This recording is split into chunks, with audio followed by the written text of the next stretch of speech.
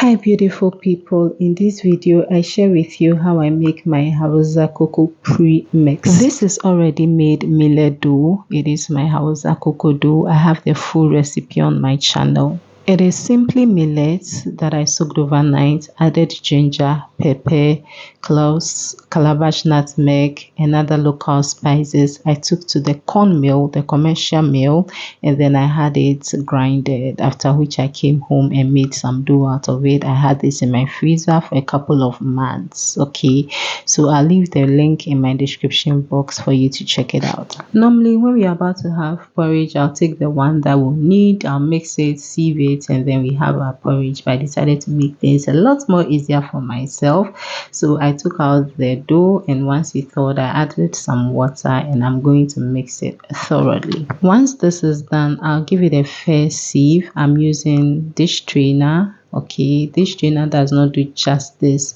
to the consistency that we want, but it makes it easier for me to sieve it again the second time. So the first one, I'm using my wire mesh strainer, and then I'll go ahead and sieve this nicely. Now this is the chaff that I collected from it. I'll just discard it. If you have some birds around, you can feed them with it. If you have a chiffon cloth, you can skip this process. Just pass through the mix, just pass the mix through the chiffon cloth, and then you are good to go.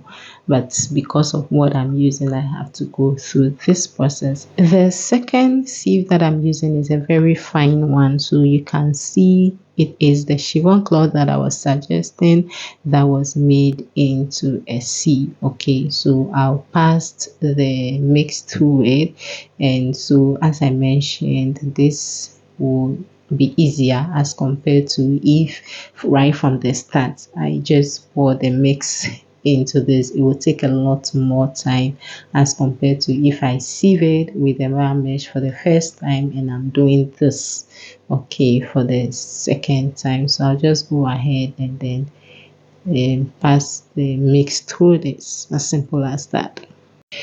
Interestingly, you will not find millet dough on a Ghanaian local market, at least from where I am. You are likely not to find millet dough, but you can use corn dough to do the same thing. Just get your corn dough, add ginger, pepper, and all the local spices I stated, and you can actually achieve a similar porridge. Okay, but this time it will be corn dough and not millet. Okay, so after I gave it a second sieve, I just wanted to give it a final sieve because I found some of the mix escaping while I was sieving the second time. So I decided to go through the third time. So the third time, you see how easy it passes through it, because there's really no chance. It passes through this strainer very, very fast. And this is what I collected at the I will cover this and let it sit for a while, and then the excess water will come on top of it. I used a lot of water because I needed to get the best out of the millet. Okay,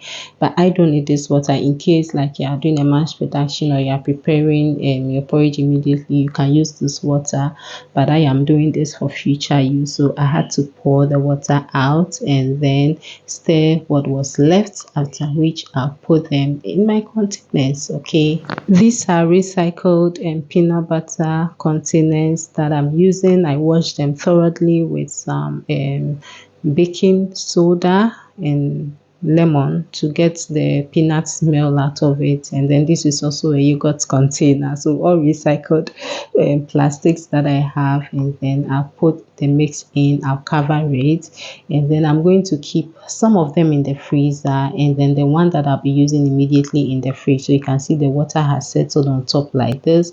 I'll keep this ones in the freezer, and then what I need, I'll keep it in the fridge. Once I'm done using one, I can always take one out of the freezer, let it thaw, then I use again. Okay, this is actually a business idea. This has been sold on the market. People sell pre-mixed Hausa Koko like this. Okay, so now I'm about to use it. This is the next day. I took it out of the fridge and I'm to pour the water out. I'm not using the water because sometimes it can stay in the fridge for a while and the water would have fermented or something, but you need the water on top to keep this thing nice and going. So I took a tablespoon, I'm adding some salt to it, and then once the water boils, I'll just add it to it and then mix it, and as fast as that, my Hausa Koko is done. See, I used to struggle with prepare my Hausa Koko off the stove until someone suggested that when I take it out of the freezer or out of the fridge, I should make sure that it is room temperature, because if the mix is cold and I add hot water immediately, it would not cook like as I wanted. So it worked. I'm so happy about that. So the one that is left, I'll make sure that I cover with water again and then keep it in my refrigerator. Okay, so that's what I've been doing. And once that is done, I'm exhausted with that, I will take another one from the freezer. The one in the freezer can stay long as it is frozen. It is safe in the freezer. It can last over a year. But the one in the fridge, within 2 to 3 weeks, if you don't take it, you see the water on top becoming some way. So make sure that if it's in the fridge, you are changing the water. I hope you find this helpful. Kindly support me by liking this video. Please subscribe to my channel and share with someone that you feel might be helpful to. I'll catch you again in another. Bye.